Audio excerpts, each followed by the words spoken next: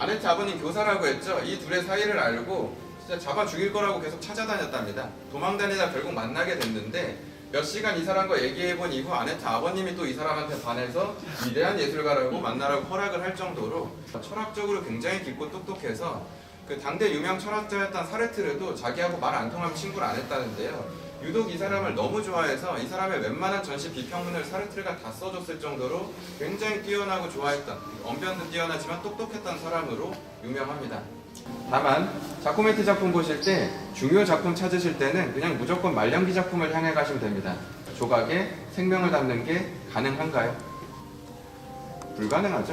본인도 알았습니다. 그건 신 하나님만 가능하다라는 걸 알고 난 실패를 위한 도전을 시작했다라는 걸 알고도 나는 실패, 또 실패를 거듭해도 다시 일어나서 나의 이상을 향해 진전해 나가고 있다라고 믿으며 본인의 인생을 다 투자했던 게 이 예술가의 영혼이자 삶이었습니다. 그래서 디에고의 모습 역시도 말년기를 보시는 게 좀 중요한데요. 좀 이동해서 저 옆쪽 라인에 있는 걸 보게 될게요.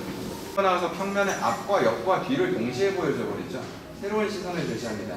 조각도 마찬가지였죠. 직전에 로댕 같은 경우에는 그래도 아직 과거의 조각가입니다. 로댕은 모네하고 동갑이기 때문에 고흐 시대의 조각가죠. 다비드 조각에서 굉장히 표현적으로 바뀌었지만 아직 미술 이론 안의 세상이었습니다.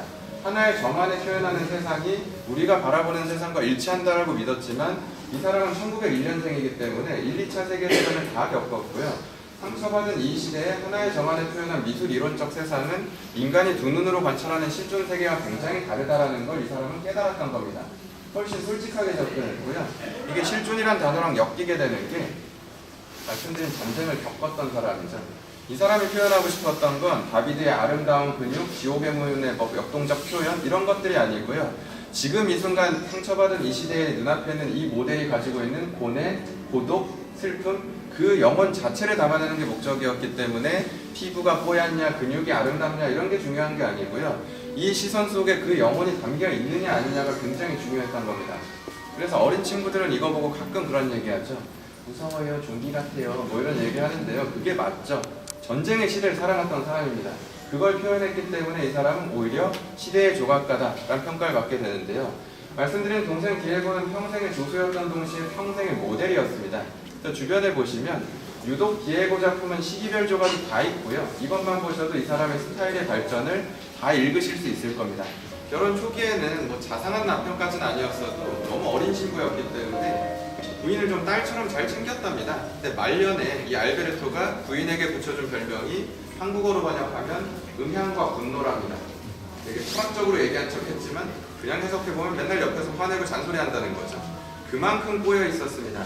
그럼에도 갈라서지 않고 본인이 뮤즈라고 자부심을 갖고 그 자리를 버텨냈던 게 이 아네트였기 때문에 말씀드린 다양한 시기의 모습을 디에고만큼이나 남기게 됐던 거죠. 이 작품을 제작하던 과정 그 속에서 1965년 12월에 심장이 너무 악화됩니다. 병원 가는 거 싫어하는 사람인데 안 가고 못 버틸 상황이 된 거죠. 그래서 동생한테 얘기합니다. 야, 이거 더 만들 거니까 젖은 천으로 감아뒀다가 빨리 치료받고 와서 다시 만들자 하고 아까 이 아이가 로댕 작품집을 해맑게 샀었던 고향 푸어에 있는 병원에 입원합니다. 그리고 한 달 반가량 잠깐은 호전됐답니다. 근데 이게 결국 완전 치유가 되지 못하고 1966년 1월 10일에 병실에서 이제 피곤하니까 내일 봅시다라는 그냥 간단한 말을 남긴 후 잠에 들었다가 심장 발작으로 코마 상태에 빠진 후 다음날 새벽 세상을 떠나게 됩니다.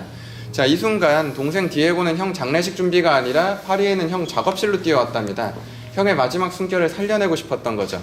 겨울이었기 때문에 그냥 놔뒀다 얼어서 깨질 수도 있었고요. 아무나 와서 가져가려고 급하게 녹이다가는 다 변형돼 버릴 수도 있었습니다.